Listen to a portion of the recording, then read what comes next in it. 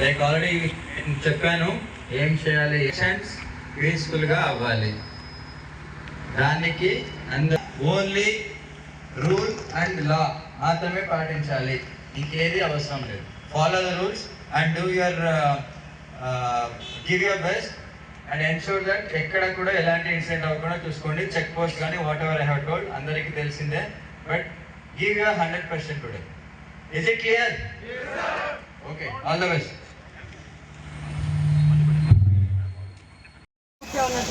ఏం కాదు అండి.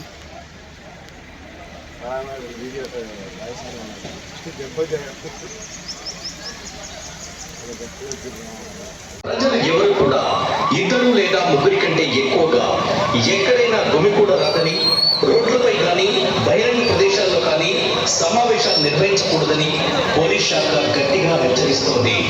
ఈ ఆదేశాలను అతిక్రమించినట్లయితే చట్టరీత్యా కఠిన చర్యలు తీసుకోబడతాయని సూచిస్తున్నారు.